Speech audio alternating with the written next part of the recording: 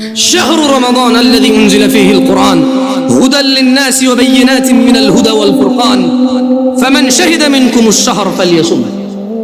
আল্লাহ সুবহানাহু ওয়া তাআলা বলেছেন রমাদান মাস কুরআনুল কারীম অবতীর্ণর মাস, যা সুস্পষ্ট হিদায়েত, মানুষকে হিদায়েতের দিশা দেখায়, এবং আল ফুরকান সত্য ও মিথ্যার পার্থক্যকারী হচ্ছে এই কোরআনুল কারীম, যা রমাদান মাসে নাযিল করেছে।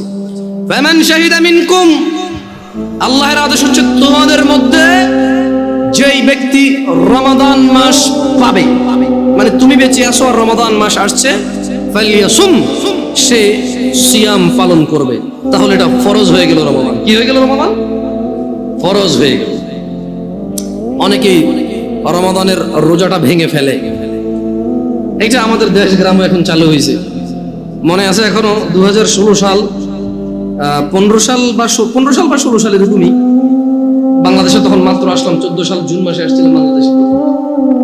তো এই মসজিদের একজন খাদেম, এই জামিয়া আল আকসার খাদেম বলতে পারি, আল্লাহ কবুল করুক আমাদের সবাইকে, যারা আমরা সালাত আদায় করতে আসে এবং যারা ব্যবস্থা করে দিয়েছে এখানে, সবাইকে আল্লাহ কবুল করুক। তো আবু আলী বলি, আমি সেলিম ভাই বলি। তো উনি আমাকে বললো, জামশেদ ভাই আমি আসতেছি বাংলাদেশে, আপনি আসেন আমাকে রিসিভ করবেন।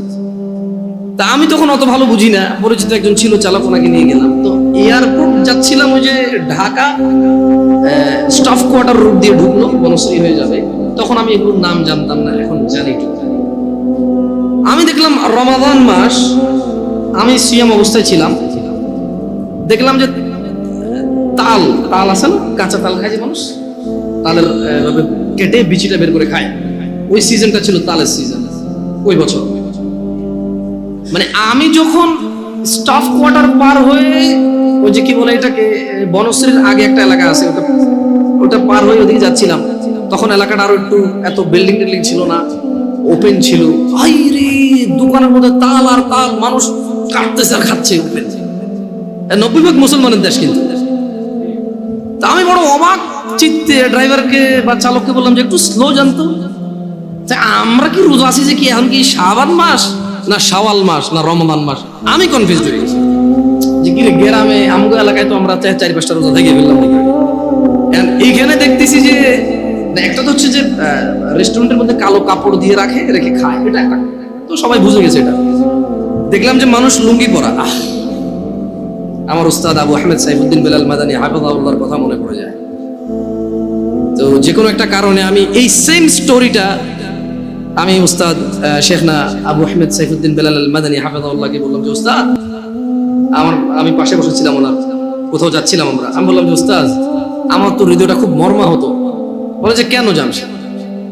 বললাম এই ঘটনা, যাচ্ছিলাম একজন ফ্রেন্ডকে রিসিভ করে নিয়ে আসতে, দেখলাম যে একটার পর একটা লাগাতার ডাবের দোকান আর তালের দোকান, মানুষজন হুন্ডা দাঁড় করায়, রিক্সা দাঁড় করায়, শুধু কাটতেছে আর খাচ্ছে।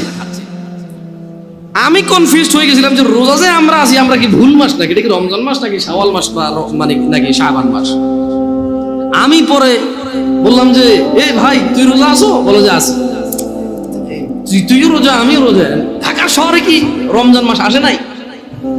বলে যে না ভাই, ঢাকা শহরের মানুষও রোজা থাকে, কিন্তু এখানে বেশিরভাগই মানে কর্মজীবী পরিশ্রমিক মানুষরা এই এলাকায় সব জায়গায় এরকম থাকে। তখন আমি বললাম, যখন আমি আবু আহমেদ সাইফুদ্দিন বেলাল মাদানী হাফিজাহুল্লাহকে কথাটা বললাম, মনোযোগ দিয়ে শুনবেন, তিনি 4টা কথা বলেছে। কয়টা কথা বলেছে? বেতাগার মানুষকে এই উদাহরণটা দিচ্ছি, ওই যে আগে বলেছি আলাদা একটা ভালোবাসা আছে। আল্লাহি অন্যরা মনে কষ্ট নেবেন না, সবাইকে কাউকে ঘৃণা করি না, তবে এখান থেকে স্টার্ট, আমার বাংলাদেশের মাটিতে দাওয়াত এখান থেকে স্টার্ট করি। আলহামদুলিল্লাহ, আল্লাহর প্রশংসা, তিনি কবুল করুন।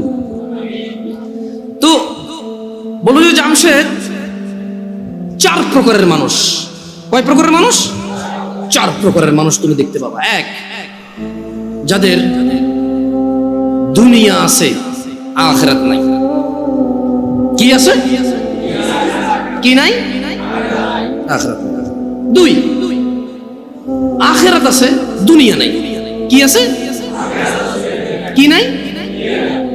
বলবো যে ধরো দুনিয়াতে অনেক সম্মান, সুনাম, মান, মর্যাদা, অনেক কিছু, কোনো কষ্ট নেই, কিন্তু ওর আখিরাত নাই। মদ খায়, গাঁজা খায়, শিরিক করে, বিদআত করে, সালাত এক ওয়াক্ত পড়ে না, মাঝে মধ্যে কেউ মারা গেলে তার জানাজা যায়, তাও নেতা হিসেবে, ডাক্তার হিসেবে, ইঞ্জিনিয়ার হিসেবে, সায়েন্টিস্ট হিসেবে, এলাকার মুরব্বী হিসেবে, এলাকার কর্তা হিসেবে, বুঝেন নাই, মাতব্বর হিসেবে যায়, এমনি এক ওয়াক্ত সালাত আদায় করে। সুদ বোঝে না, ঘুষ বোঝে না, হারাম বোঝে না, হালাল বোঝে না, বাপ মায়ের প্রতি অতটা যত্নশীল নয়, স্ত্রীর প্রতিও যত্নশীল নয়, জানা ব্যভিচার এগুলো নরমাল। তুমি দেখবে তার মৃত্যু পর্যন্ত সে এরকম সুন্দর সুখী জীবন কাটিয়ে গেছে তার মন মতো, তার আখিরাত নাই। এগুলো একটা ক্যাটাগরি। দুই, আখিরাত আছে, মরলেই আল্লাহ ওকে সুখ আর সুখ দেবে, ওকে আল্লাহ জান্নাতের বিছানা বিছিয়ে দেবে, জান্নাতের চাদর পরিয়ে দেবে আল্লাহ। মরলেই কবর থেকে জান্নাতের সুখ পাওয়া শুরু হয়ে যাবে। ও মরে গেলে আল্লাহ সুবহানাহু ওয়া তাআলা ওর আবার রূহ দিবে, ফেরেশতারা প্রশ্ন করবে, ও জিতবে, উপরের থেকে শব্দ আসবে, ফাফরিশু ফিল জান্নাহ, একে জান্নাতের বিছানা বিছিয়ে দাও, জান্নাতের চাদর একে দিয়ে দাও। সুখ আর সুখ, সুবহানাল্লাহ। কিন্তু দুনিয়া দেখবা জীর্ণ শীর্ণ অবস্থা, কেউ ইজ্জত করে না, কোন মানুষ 5 আনার দাম দেয় না, কোন মানুষ তার পরোয়া করে না। অভাব, অনটন, অসুস্থতা, দরিদ্রতা, যেদিকে যায় শুধু শুকিয়ে যায়, শুকিয়ে যায়, শুকিয়ে যায়। কিন্তু আখিরাত আছে, কি আছে? তাহলে কয়টা ক্যাটাগরি গেল? 1, দুনিয়া আছে, আখিরাত। 2, দুনিয়া নাই, আখিরাত। 3, একটা ক্যাটাগরি আছে যাদের দুনিয়াও আছে, আখিরাতও আছে। সুবহানাল্লাহ।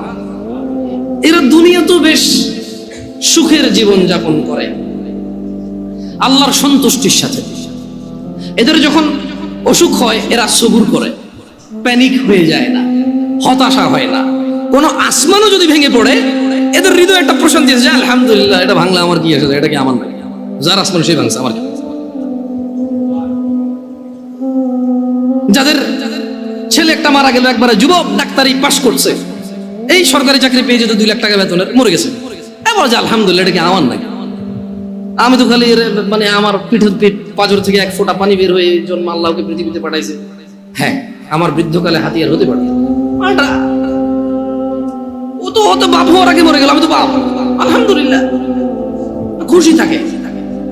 দুনিয়া তো মানুষ ইজ্জত করে, সম্মান করে, মানে কোন রকম দুনিয়া এবং আখিরাত কি এদের আছে। কয়টা ক্যাটাগরি হলো?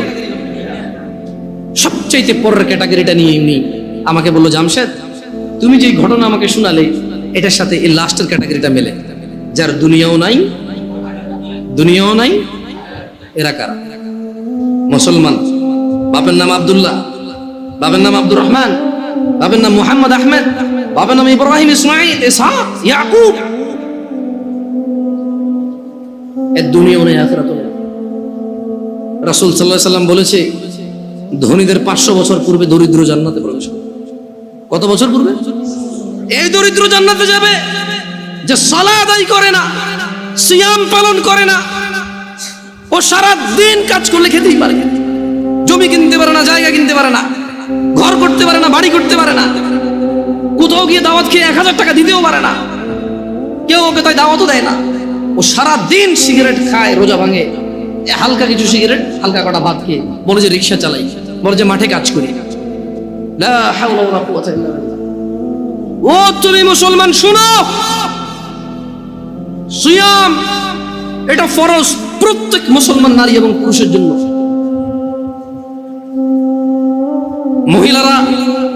মহিলারা তাদের বিশেষ কিছু কারণে তারা রোজা থাকবে না, পরে আবার কাজা করে নিতে হবে, এ পূরণ করে দিতে হবে।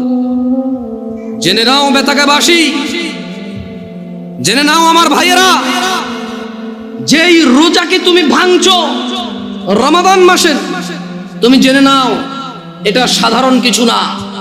রাসূল সাল্লাল্লাহু আলাইহি সাল্লাম বলেছে, একটা রমজানের রোজা যে ভাঙলো ইচ্ছা করে, কোনো কারণ ছাড়া, এই লোক রমজানের পরে লাগাতার না, থেমে থেমে না, লাগাতার একটার বদলে 2 মাস রোজা পালন করতে হবে। ভাবা যায় এটা কি? তুমি একটু ভাবো, রমজান মাসের একটা রোজা ভাঙলে রমজানের পরে একটার বদলে কাফারা হচ্ছে লাগাতার 2 মাস সিয়াম। এরপরে এটা গেল জরিমানা, এটা গেল কি? এটা গেল জরিমানা। এরপরেও তোমার মাপ চেয়ে নিতে হবে রোজা যে ভাঙছো বিনা কারণে। তাওবা ইস্তিগফার, আল্লাহর কাছে ক্ষমা চেয়ে নিতে হবে রোজা ভাঙার কারণে। মানে একটা রোজা ভাঙার কারণে 2 মাস রোজা থাকলো যথেষ্ট। কি বাকি আছে? মাপ চেয়ে নিতে হবে। এবার মাপ পাইছো না পাইছো ওটা কে জানে। একটু ক্লোজ হয়ে বসবেন নাকি, মানুষজন বুঝতে পারছে না, পরে না হয় নামাজের একটা ব্যবস্থা হয়ে যাবে। আবুল আঙ্কেল আসেন, বাইরে ওই কার্পেট টার্পেট থাকলে একটু কিছু বিছিয়ে দেন। আবুল আসেন, দেখো বাইরে কার্পেট টার্পেট থাকলে একটু বিছিয়ে দেওয়ার ব্যবস্থা করো। তাহলে যেই রোজা আমরা ভাঙি এটার একটার বদলে কাফারা কত মাস রোজা? এটা কি মানে ভাঙে ভাঙে রাখা যাবে নাকি লাগাতার? আল্লাহু আকবার। শোনো শোনো বেতাকাবাসী, আমার ভাইয়েরা, যারা তোমরা ঈমান এনেছো রবের প্রতি, রব তোমাদের বলছে ইয়া আইয়ুহাল্লাযীনা আমানু কুতিবা আলাইকুমুস সিয়ামু কামা কুতিবা আলাল্লাযীনা মিন ক্বাবলিকুম লাআল্লাকুম তাত্তাকুন। বেতাকাবাসী, তোমরা যারা আল্লাহর প্রতি ঈমান এনেছো, যারা তোমরা ঈমান এনেছো শেষ দিবসের প্রতি, যারা তোমরা জানো এই পৃথিবী চিরস্থায়ী নয়, মৃত্যুর পর সাক্ষাৎ করবে তোমরা পৃথিবীর প্রতিপালক মানুষের স্রষ্টার সাথে, যিনি আমাদের সব কর্মকাণ্ডের হিসেব রক্ষা করছেন, এবং সেই হিসেবের সম্মুখীন আমরা হতে হবে। তিনি বলছেন, হে তোমরা যারা ঈমান এনেছো, কুতিবা আলাইকুমুস সিয়াম, তোমাদের উপর রোজাকে ফরজ করা হয়েছে, তোমাদের উপর রোজাকে অনিবার্য করা হয়েছে, তোমাদের উপর রোজাকে করতেই হবে বলে করা হয়েছে। কেউ এটা থেকে পার পাবে না। কামা কুতিবা আলাল্লাযীনা মিন ক্বাবলিকুম, ও মুহাম্মদের উম্মতরা সাল্লাল্লাহু আলাইহি ওয়াসাল্লাম, তোমরা যারা ঈমান এনেছো আল্লাহর প্রতি, জেনে রাখো তোমাদের উপর রমাদানকে ফরজ করা হলো যেমন তোমাদের পূর্ববর্তী, তোমাদের আগে যে নবী রাসূল এসেছে, তোমাদের আগে যে উম্মতরা ছিল, ওদের উপরও যেমন রোজা ফরজ ছিল, ঠিক তোমাদের উপরও তেমন রোজা ফরজ। কেন এই রোজা ফরজ করে? আল্লাহ বলছে যে আল্লাহ নাকি এটা দয়া করেছে। কারা তোমরা কি